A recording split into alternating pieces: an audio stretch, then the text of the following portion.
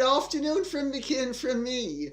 This is going to be one that is really busy, and I should warn you that the rather controversial bit comes towards the end, and it's nothing to do with Harry and Meghan, but it's to do with what's going on in the world at the moment.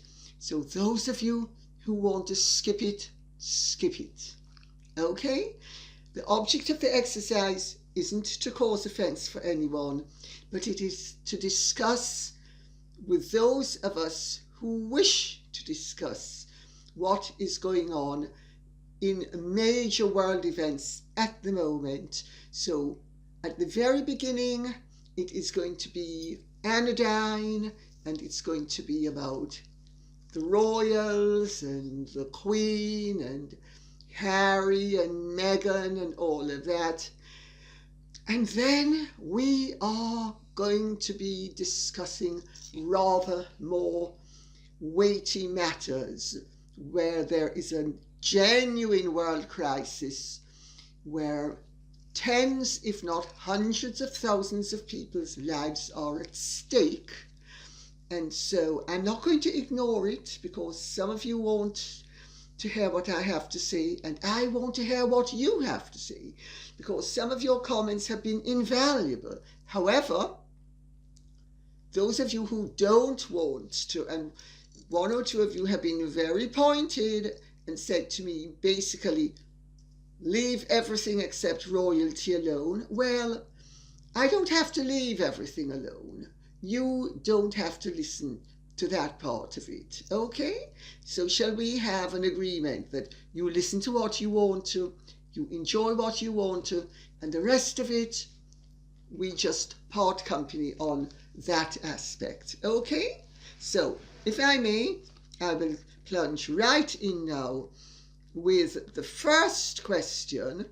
Is from Durrington Dave. Durrington Dave says, Lady C, I was amazed to see in the Daily Mail that you had a party till 2 a.m. and that it upset the neighbours. Sorry. I'm not laughing because I think it's funny. I'm laughing because the Daily Mail is just really too much. I live locally and wasn't disturbed. Thank you very much. I've heard that from several people in your area, actually. However, we'll get to that in a second. I know you have excellent relations with us locals. Thank you. I do make the effort, and by and large, I'm gratified to see that my efforts are reciprocated. You've even posted 4 selfies in Tesco for me and my family. Well, why not? I think if people are kind enough to ask me to pose for selfies, I don't see why I should pull a Hugh Grant and, or a Harry and a Meghan and be really precious about it. And, I'm not interested in being anything public when I'm private. Nonsense, pretentious affectation. So no, I'm delighted to pose for selfies, and I'm glad I've posed for you. Sorry, if I may stop interrupting myself. You've even posed for selfies in Tesco for me and my family, and you always have a kind word for people when they stop you. Thank you. Again, I try to always be kind if I can possibly be. I've witnessed it often. Is the Daily Mail doing its typical muckrake? Or do I need to get my herring checked? There's nothing wrong with your herring, sweetie pie. I also see they accused you of using bullying tactics in the jungle. Well, natural law. What can I say? Meghan and Harry do have a point where certain of the newspapers are concerned. However, not to keep on interrupting myself and interrupting your very good question, if I may say so. There are countless clips of you on the internet which show 9 or 11 people sitting around a fire hurling abuse at you when you're trying to say something, baying for your blood and screaming at you at the top of their voices to shut up, accusing you of being nasty when any rational person can see that they're the nasty ones. Couldn't agree more. Does the Daily Mail think a group of people ganging up on a lone woman and shouting her down means that she is the bully as opposed to the victim of being bullied by a bunch of thugs and bullies? Durrington Dave, I like you. As I recall, me and my friends admired the way you refused to allow that bunch of bullies to browbeat you in the jungle. Yes, I've had literally thousands of people come up to me over the years and say how much they admired the fact that I stood up for myself and how I set an example of how to refuse to be browbeaten and bullied. So yes, thank you. As you would say, what planet are the Daily Mail on? Well, certainly not planet Earth.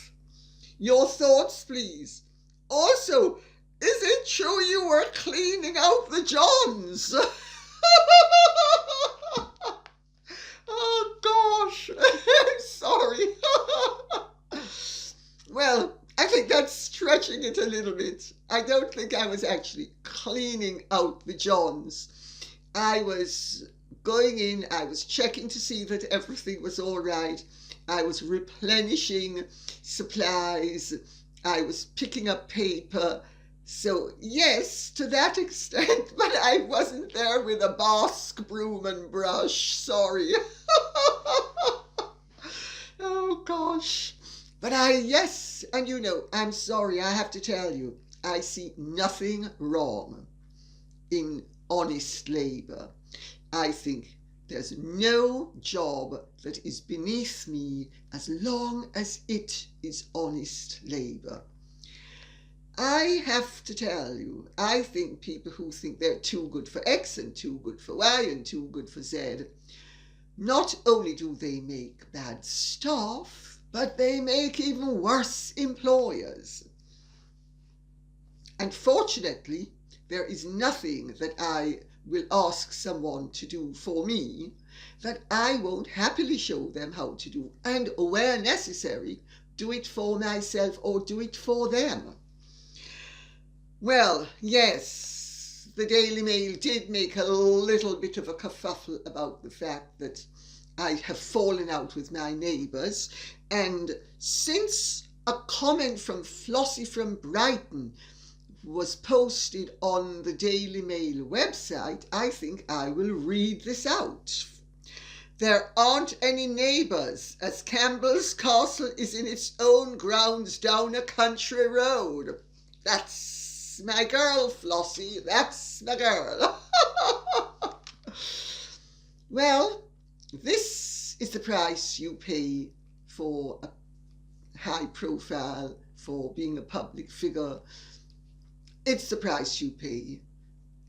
Little snipings, sometimes big snipings, sometimes outright lies, sometimes minimal fabrications. You know, the newspapers have a lot of pages to fill, whether they are literal pages or figurative pages.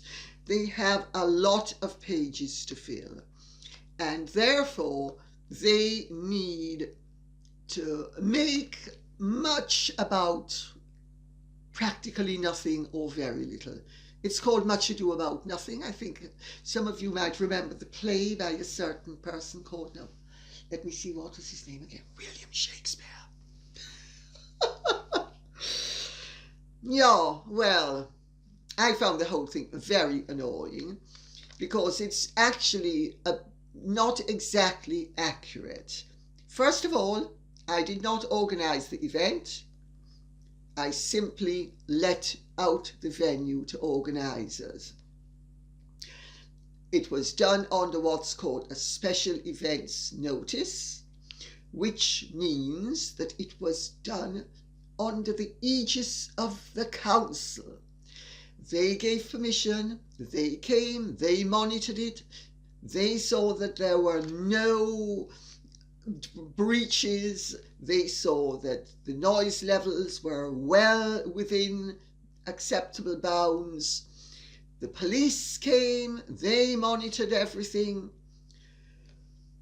There was no real problem except, and this is a big except, I've got to tell you, normally when we have large events of this nature, and it was a music festival, we inform all of our neighbours. And Flossie is absolutely right. We have no immediate neighbours, but we do have neighbours who are half a mile away, that sort of thing. And we always try to inform them of an upcoming event so that they will be prepared for the fact that there are going to be sounds of celebration. There's never a problem. People understand, they accept it because it's always within the bounds of legality and it's always done with the support of the council. There is never a problem. But this time, because of COVID, it was postponed from July till last week Saturday. The postponement meant that the organisers did not send out the original notifications, forgot they hadn't sent out the notifications, which, I mean, such is life, you know. I'm not pleased about it, I have to tell you. And I have told them that they must do much better next time, and they have promised to do better next time, because they don't want to inconvenience or upset anybody either. And we also are happy to embrace those who live near to us and include them in our events. So the whole thing is basically a storm in a teacup, because no laws were broken, but of course the Mail has newspapers to sell, and it always has to make a sensation out of something that isn't really a sensation, but such is life. Thank you so much also, Darrington Dave, for pointing out how it is impossible for one person who is being roundly abused by 9 or 11 people, as you put it, to be bullying them when they're the ones who are shouting me down. But you see how newspapers will flip things for its own purposes, and I will remind you, in case you didn't know or have forgotten, the Mail have it in for me and have had it in for me for the last 45 years, because I dared to sue them for telling lies about me. And even after they settled, they persisted for 2 further decades in repeating those lies, until I really hit them where it hurt, which was in their pocket, to the tune of hundreds of thousands of pounds. Yes, of course they're going to write about me, because I am a figure of some interest to certain members of the public. Are they going to say anything nice? Richard Kay told a certain prince who told me they would die rather than say anything nice about me. I rest my case on that note. Aaron Christopher Priest says, "Hello, Lady C. It is refreshing to see and hear you with your fabulous personality and articulate comments. Thank you very much. Can I ponder into the past by mentioning your participation in ITV's I'm a celebrity, get me out of here. You presented yourself with a strong character and profoundly proactive team member. I thought that the systematic bullying by Tony and Duncan was crude, cringeworthy, and unfair. I admire your tenacity and resilience. Well done, Lady C. It's true, brave characters in this world that give us grace, decorum, and wealth. Sadly, this traditional value is waning. Keep up the good work and regards to your honoured children. God bless Aaron P. Thank you very much.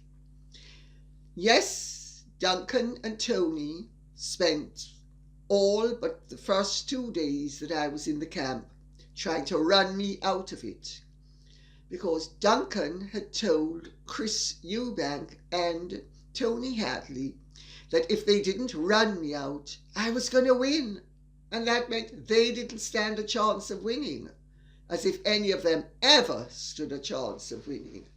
Didn't occur to me that I would stand a chance of winning, but why it would have occurred to them that they would have stood a chance of winning is quite beyond me. But there we go. And yes, I bring this up and read this question, or really it's not a question, it's a comment, isn't it? To show that, contrary to what the Mail would like to say, people have eyes and can see, and brains and can think, and all the rubbish that the Mail prints doesn't make a scrap of difference. Susan Ashton says, and actually before I go that, while I'm on the subject, what is really interesting is that for, I think it was about 30-something, from 1975 to 20, for nearly 40 years, the public's access to me was limited to what the newspapers or magazines said about me. It's when I appeared on television, more particularly starting with I'm a celebrity, get me out of here, that the public themselves were able to read the reality of what I was about, and saw that the guff that the press had been writing about me for some 40 years was really the sort of thing that one should flush. And the public, I have to tell you, in my experience, have a nose for the truth. Most people do have a nose for the truth. I'm one of those people who believes that the average person is a lot more decent and a lot kinder and a lot more humane than the average person is given credit for being, especially by what shall we be polite and call the cognoscenti. You know, people who think they're up there. Usually they're up there, right up there. And I am now referring to the orifice upon which I am sitting, desperately crawling up the passages, trying to reach tomorrow's breakfast before it is even consumed. That is why people get turned off by newspapers and magazines, and that is why people have got turned off by Meghan and Harry, because people aren't dumb. They can see, they can hear, they can think, and they do. I am living testament to the fact that if you are genuine and sincere, the public, at least much of the public, not everybody, nobody likes everybody, but much of the public will embrace you. And if you are a fraud and a phony, more and more of the public will turn off you. That's the reality.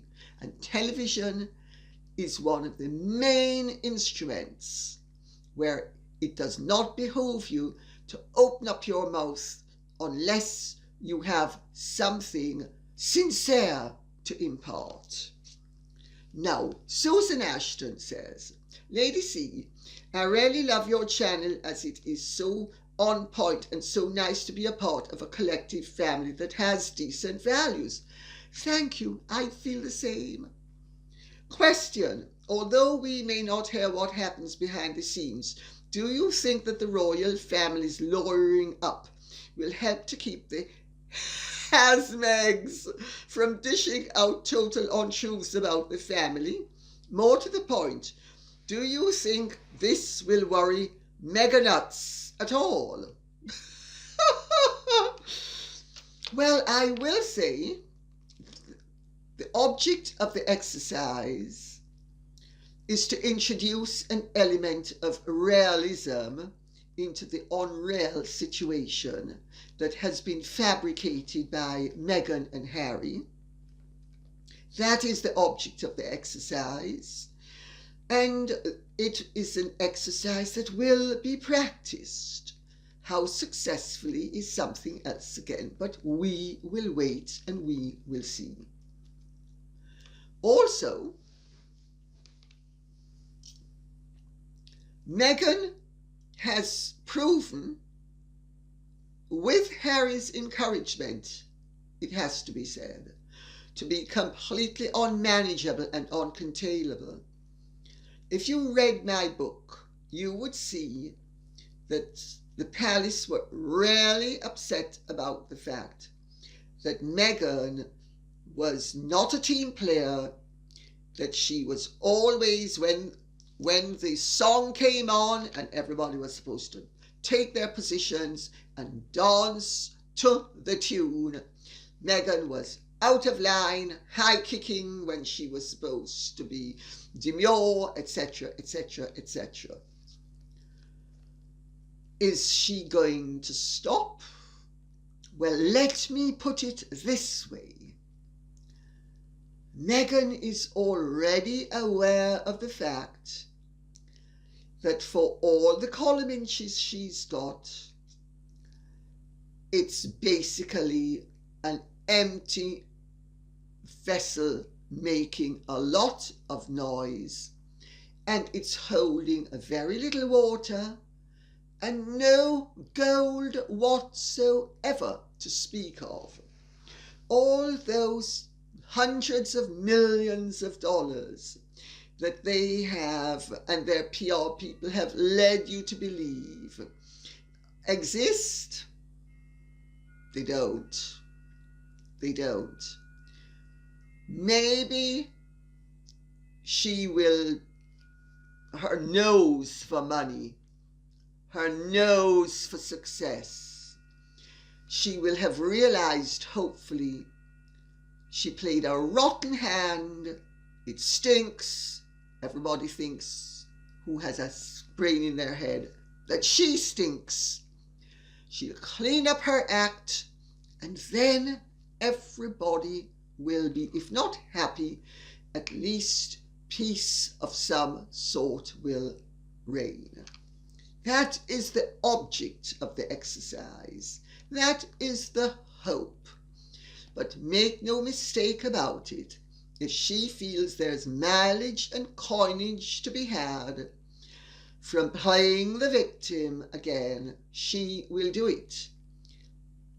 Hopefully, she has understood there's no coinage and mileage.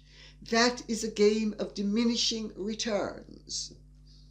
Annika Anderson says, Lady C, do you think M found it comfortable having staff being beneath her, teaching her how to behave, how to dress, what jewels to wear, what to say and not say, how to expose or not expose herself, in what position to stay in public situations, in what order the royals pass through a door, and so on? My understanding is that she was absolutely beyond enraged that anybody would have thought that they had anything to teach her when she is a know-it-all and had everything to teach them. She played ball until the wedding ring was on her finger, and as soon as the wedding ring was on her finger, she stopped playing ball. She stopped being cooperative. But she had actually given indications before the wedding ring was on her finger that she was going to be difficult, but nobody realized that it was, people thought it was pre-wedding nerves. They didn't realize to the full extent that it was her character. But you know, Meghan is a sort of personality that if one thing works, she'll put it on and try it on and work it for what it's worth. If it doesn't work, she'll ultimately jettison it. The Meghan Markle who Harry met and the Meghan Markle who swans around now are two completely different people.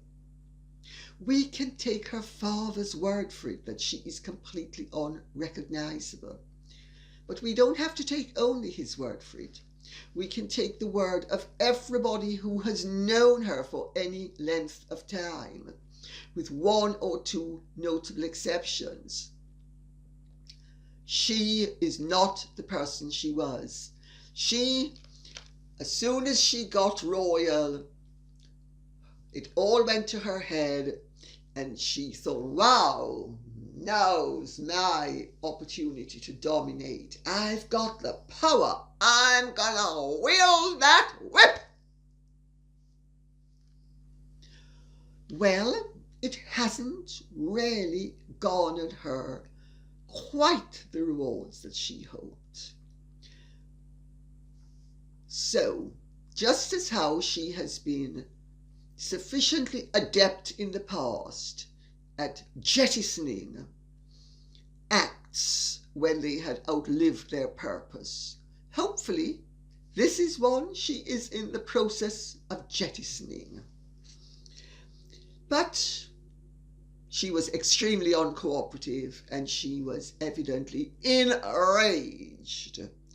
Absolutely no gratitude, no appreciation, absolutely enraged that people were having the gall to tell her, the great her, that there was another way that things could be done and that it would be in her interest to do them that way. Karen Christopher says, can you please address the misconception that because of her age, the Queen is a figurehead and Charles and the grey suits are the ones running the show? I do think he is more involved, as is William, but it's in preparation to assume the role and not because of any infirmity the Queen is suffering. That is a very good question and a very interesting point to make at the same time.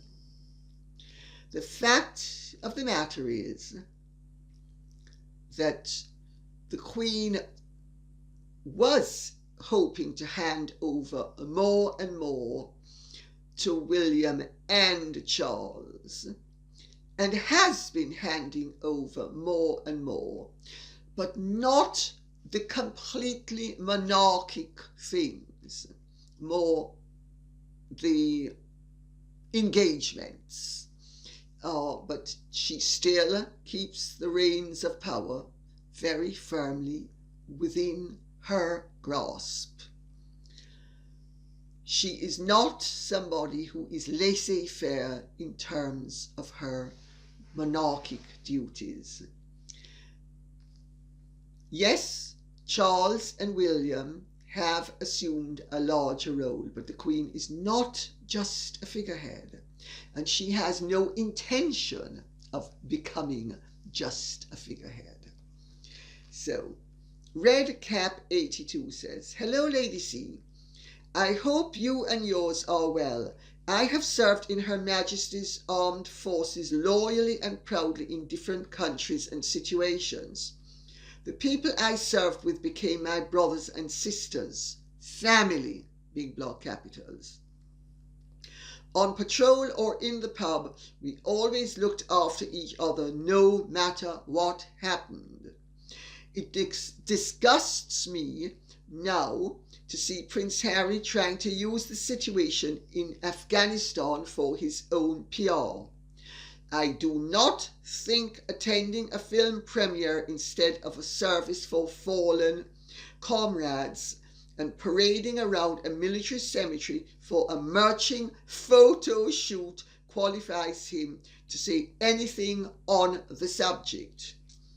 Brothers, sisters, and family mean nothing to him. You only need to look at how he and his wife have treated their own family and friends. Word to Harry: stop trying to make us believe you were a pilot. You were only a gunner who sits in the front seat of the Apache. We all know you were guarded by Gurkhas and holed up in a bunker when others were risking their lives fighting. And finally, have a good look inside yourself and see if you like the man you have become. Keep safe and well. Regards, Redcap 82. I thought it was important to communicate this because this is the exact sentiment that one of the most famous soldiers in this country expressed to me in this castle not too long ago. I know Sunshine Sachs is not going to like hearing this. I know Harry and Meghan's followers are not going to like hearing this. But the military hold Harry in absolute contempt because of his disloyal behaviour to his commander-in-chief, his grandmother, same person, his family, and his fellow military. He should never have chosen to go to the premiere of The Lion King, leaving all those military people in the lurch so he could nobble whatever the name of the man was so that Meghan would get a $3 million job. They haven't forgiven it, and I don't think they ever will. And Harry and Meghan can spend all the money they want on publicity. They can keep on making all the empty, puerile, shallow announcements that is their want and the want of their PR people. It's not going to alter the fact this is the way Harry's military colleagues feel about him. Laurie Ward says, our leadership has been, and now we get to the dodgy part. So those of you who want to bow out, I would suggest you bow out now. Our leadership has been begging for a long time. I speak to my European friends about American politics, especially when things are getting scary. I don't see things getting better anytime soon. America is too divided to elect someone qualified for the Oval Office. Do I agree? I would prefer not to actually outright agree, but what I would say is John Adams warned against partisanship. John Adams, America's first vice president, second president, ancestor of my great-nephew and great-niece. Great man, one of the founding fathers of America. He warned against partisanship and that it could end up damaging the country. And it is damaging the country. When I was young and at school in America, it was not the same country that it is now. It was not held in the same regard that it is now. And the regard now is considerably less than what it was then. And it upsets me. It breaks my heart, because America is a great country and has a lot going for it. But Americans need of both political persuasions, and all political persuasions need to understand, and I'm sure actually most ordinary Americans understand, but I don't think their politicians understand, that when a government is in power, the opposition is there not to destroy, but to oppose in a constructive way, so that governance, good governance, remains possible. I think the divisions in America are deeply regrettable, and I say that from the bottom of my heart. I think it saddens me, and I think it should sadden everybody who respects and reveres freedom all over the world. You know what they say? When America sneezes, everybody else catches a cold. The rest of the world needs to be concerned as well. Gwen Brussels says, Lady C, the point you were making about Afghanistan was only about the final withdrawal date, August the 31st, that was made public. Thank you for that. I thought it was apparent. Clearly not, because some of the comments indicate to the contrary. But I'm delighted to see that you got the point. And unfortunately, both presidents were being political, which is anathema to the wise. I don't think you intended to couple them in any other way. No, I didn't intend to couple them in any other way. Good for you. We can all learn that wisdom from knowledge comes before popularity, but mostly peace is not appeasement. This is her comment. It's supportive of me, so I will now move on to the next comment. Sister Peter says, because I'm going to be roundly scolded, I've got to tell you, by many of my viewers. Quick correction, Lady C.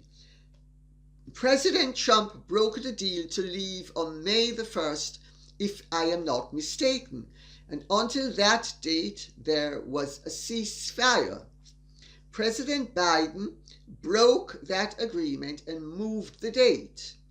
In my understanding, Afghanistan is one of the ever-shrinking places where a deal is more like a covenant and is not broken lightly. That is a very important point.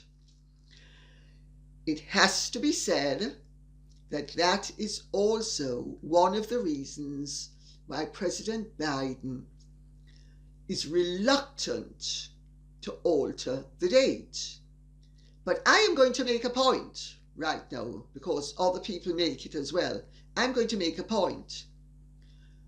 If you're going to leave on the 31st of August, you make sure you get out all your supporters, all your hardware, all your everything, leaving only sufficient troops and hardware to maintain the status quo until you depart. And before you depart, what you can't take with you, you blow up. That's what history teaches us responsible leaders do. It's not a bum scrum. The lives of tens and hundreds of thousands of people are not anything to do with politics. They're not to do with the next American presidential election. They are to do with each and every one of those people's lives. And I hope I am not offending anybody by making the point that all responsible leaders ensure that they do minimal damage. So I will continue. This shows a willful ignorance on the current ruling class of the US and Western allies. Yes, Sister Peter, it does. It shows not only ignorance, it shows arrogance. And that is why it also shows incompetence, incidentally. And that is why the rest of the world is up in arms, especially all of America's allies, because President Biden simply has presented everybody with a fait accompli, and it is a study in how not to withdraw. And you would have thought that after what happened in Vietnam, somebody would have learned the lesson, but clearly not. And Vietnam was actually a different scenario because, yes, Trump did broker a ceasefire with the Taliban that allowed for an orderly retreat. Now, I'm not saying at this point whether I agree with an orderly retreat or any retreat at all or not. What I am saying, and if I offend people, I'm sorry, but I would hope that they can see that there is no reason for them to be offended. Good leadership requires that you, in times of war, retreat in an orderly manner. You don't just willy-nilly do it as if you're making a booking at Kenny's Steakhouse and, oh, I'll show up 15 minutes late. Or I'll be on time. That's not how it works. This is a serious situation. Vivian Percy says, Trump struck the deal, but Biden has broken all of Trump's other pro-American deals. So there was nothing to stop Biden from breaking this deal. That's a good point. And it is not the getting out, but it is how you get out. Several exclamation marks. Trump would never have taken out the military before taking out all the American civilians and Afghan American supporters and helpers and all the military equipment. Do you even know WTF what you are talking about? I think WTF means what the luck I'm speaking about. I know what I'm speaking about, and I actually agree with you. And I do know what I'm speaking about. I am a historian of sorts, and I have studied history for the last 60 years. I do know what I'm speaking about. And I am not really either a Trump or a Biden supporter. And in this matter, I don't think anybody else should be either. However, if Trump had a better exit policy, as it would appear he did, that should be acknowledged. One would have to be particularly remiss to regard Biden's exit policy as anything but the debacle it is. It is dreadful to see the suffering of the people and people being executed. This is not TV This is not entertainment. This is real life and real death. And truth be told, I hope nobody's offended. But if you are, with due respect, I think you ought to consider for a second that you should have some feeling for all the people who supported the West and have been just left in the lurch. And also the fact that all of America's allies were not informed as to what was happening. I can well see why Biden doesn't want to extend beyond the 31st. But I can also see why all of his allies are demanding that he extend after the 31st. He has created an impossible situation. It is the height of irresponsibility. Brenda Ann Dufour says, some United States military personnel said that a forever war was not what the United States was doing in Afghanistan, that instead it should have been called an open-ended military presence like the US military has had in other countries such as Germany, Italy and Japan, etc. for decades. That is a very good point.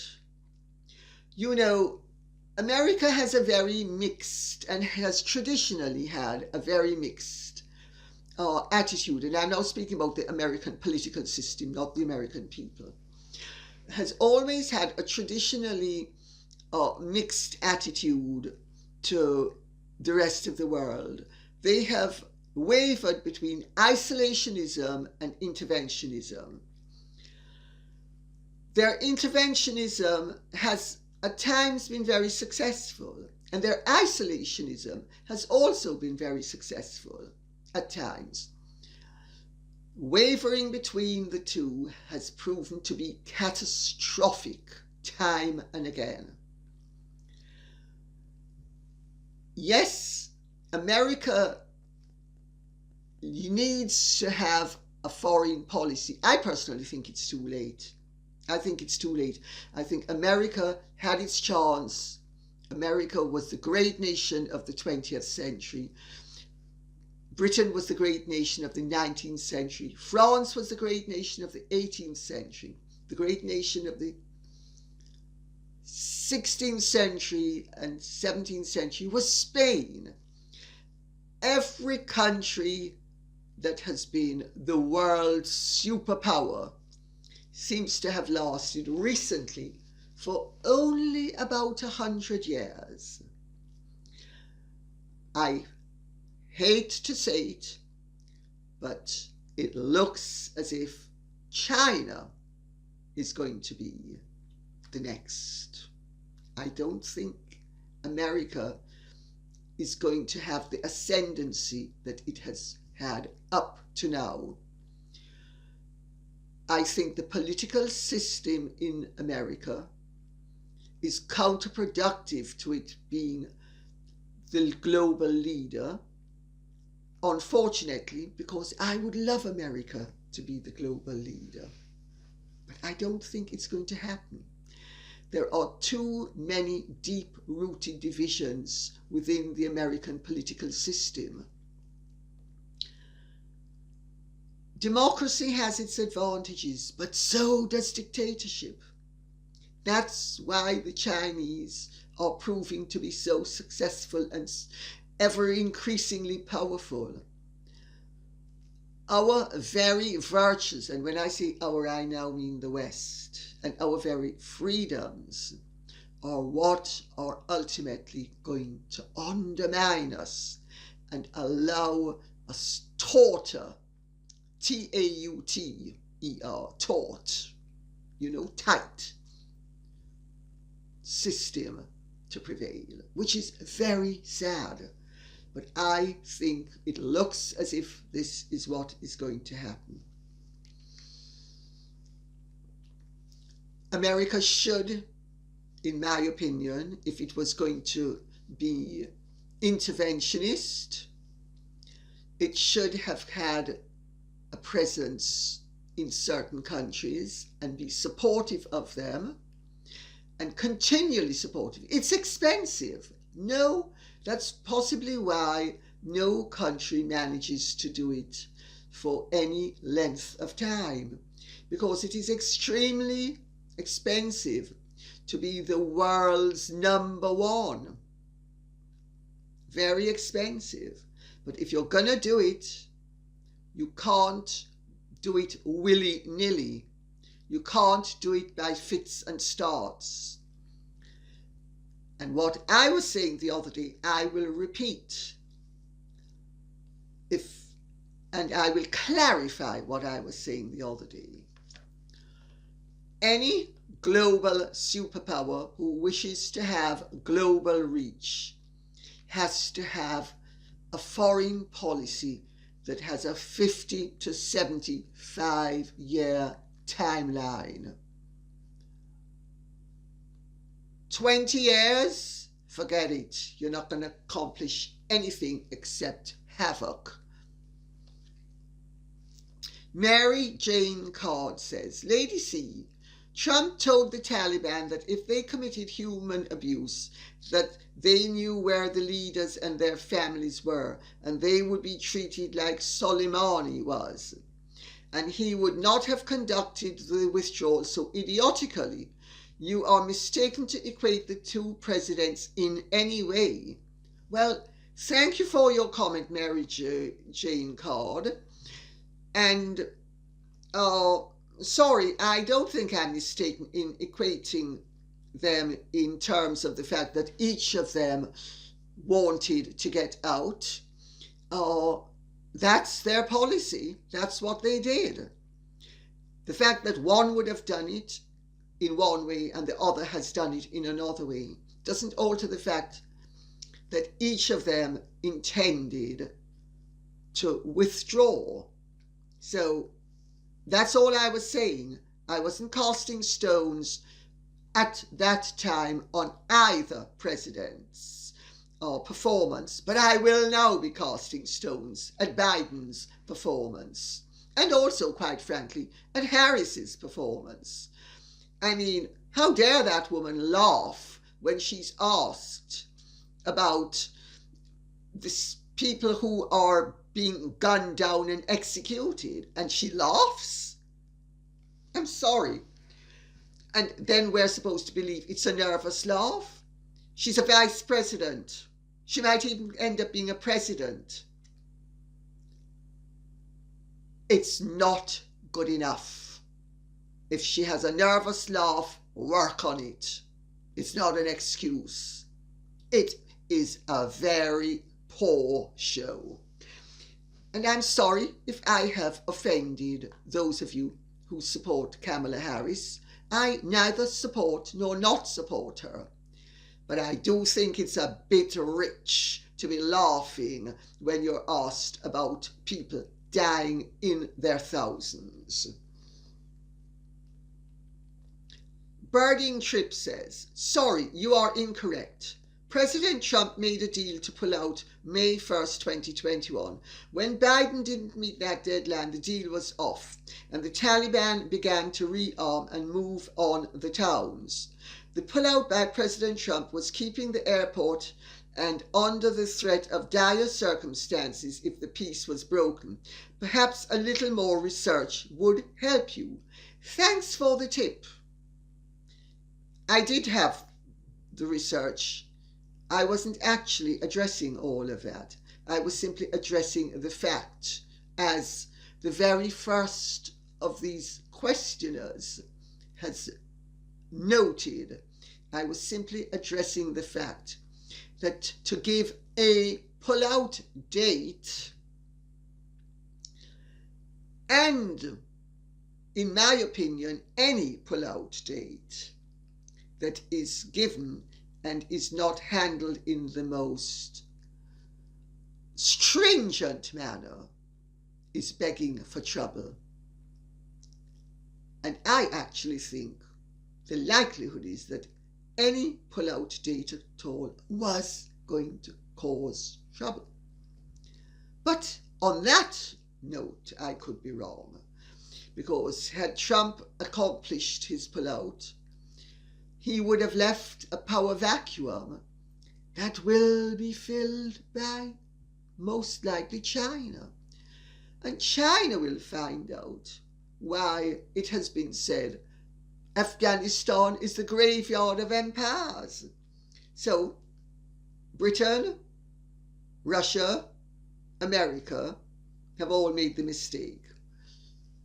Maybe it's China's turn. Warner Duckfin says, President Trump's plan was to first remove the people, then the weapons, and then the military. We lost not one soldier in 18 months during Trump. We do not want to police these nations, and neither did he. There you get to it.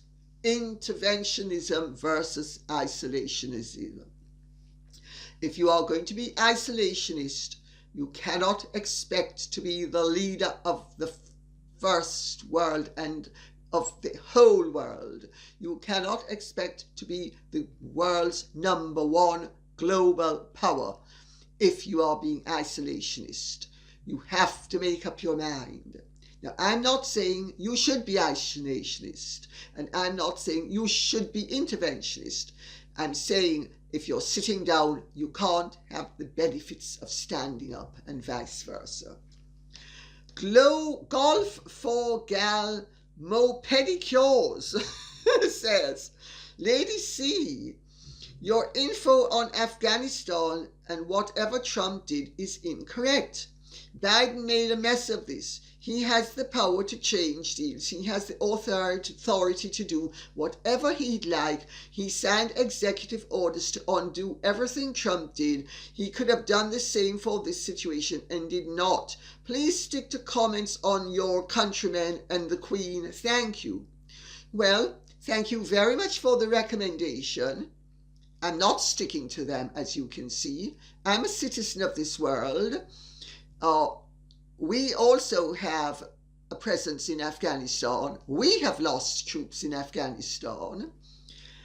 And whether I agree with our foreign policy in terms of Afghanistan or not, it so happens that I support my troops, full stop. I think that's what loyalty is all about. And I'm entitled to my opinion. And I'm going to give it. If you don't want to listen to it, please feel free not to. If you want to listen to it and disagree with me, I'm delighted to hear what you have to say. I'm always open to being convinced to the contrary. But I'm happy to stick to the Queen and all of that stuff as well. But I think in a situation like this, anybody who has any concern for their fellow human being is entitled to an opinion, no matter whether others agree with it or not. Maria Bustamante says, wrong. President Trump struck a different deal and Biden went and changed it and messed up the pullout process. Please inform yourself and correct this video. I stand corrected, except I didn't say what you think I said. President Trump's Secretary of State Pompeo had a plan to evacuate any U.S. civilians anywhere, and Anthony Blinken cancelled it. It is disgraceful and misinformation. What you claim about President Trump. Do better. I never claimed anything about President Trump's plan. I simply made the point that he, like Biden, had agreed to do something on a certain date. What I said was indisputable. I'm sorry. I understand that feelings run high, and I'm very happy to hear that your feelings run high. It means you are engaged. It means that you care. But please, don't accuse me of something that I didn't say. TLD says, as an American, I agree that Trump and Biden absolutely blundered in Afghanistan and were naive in their plans and execution of the Afghan withdrawal. Lady C, you were spot on about this. and your historical examples show that a good and effective plan could have been accomplished. It is a travesty, and many lives will be lost, not to mention the jeopardy to US, UK and other allied national security, and now that so much military technology has fallen into the wrong hands. That, I think, is a comment well worth hearing, although I will say one thing. The overriding opinion seems to be that Trump had a better withdrawal plan than Biden. Well, it would have been very difficult to have had a worse one, I've got to say. I have seldom seen such unpreparedness and on such a flagrant scale. You know, the problem is neither President Biden nor Vice President Harris seems to have much experience except in terms of American politics, and mostly American party politics. It is a great pity that America doesn't have, which I think it should have, a foreign policy that is agreed by both political parties, so that there is consistency irrespective of which party is in power. This is one of the main problems why American foreign policy is in the state it is in. But that is the price you pay for democracy. We have to understand, in life we have to pay the price for what we want. America's freedoms have given the world a great amount. It also means that things come at a price that less free societies would not be exacting. Sack64 says, "Please keep your opinion on politics private. You are missing a lot of information. Comparing Trump to Biden in the fashion that you do is ridiculous. Do you care to tell everyone how you would have handled being the POTUS?" Well, I'll end on that one. Yes, I'll tell you how I would have dealt with being the POTUS. I would have inherited, well, it depends. First of all, it depends when I was going to be president. And of course, this is all very glib and facile, but it does go to the heart of the matter. I am not actually an isolationist. I understand that you cannot be a great empire and be isolationist at the same time. So you either have to be global or you have to be isolationist. I am not isolationist. I see the merits of isolationism, and I'll tell you better. It is quite possible that America will very successfully ultimately retreat into isolationism, and it's big enough and rich enough and powerful enough that it will be a latter-day Roman empire, and it will possibly over a period of centuries have encroachments the way the ancient Roman Empire did. I think you ought to look to the ancient Roman Empire and how long it took for it to collapse, and how successful it was in preserving its integrity for the length of time it did, even as it shrank and shrank and shrank in size. This is a valid possibility for America for the future. I am not an I am not an isolationist. So, as POTUS, what would I have done? First of all, I would not have wanted to get into Afghanistan because I've read history. If I had been in Afghanistan, I would have done what they did when they tried to bring back and did bring back the king. I would have brought back the king. I would have told Pakistan to take a flying leap, and I would have supported the king and made sure that I did not have a president as well as the king. I would have done that because we would have already been in the mess.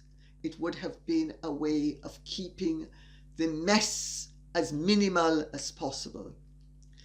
And then I would have had to keep a small presence in Afghanistan for the length of time it was required. Would this have lasted for 20 years? Doubtless. Would it have lasted for 50 years? Possibly. Would it have lasted for 100 years? Quite possibly. You know, geopolitics, global power, the reach of empires, the history of great nations is not something to be trivialized the way Hollywood and contemporary thinkers try to do. Don't take my word for it. Read.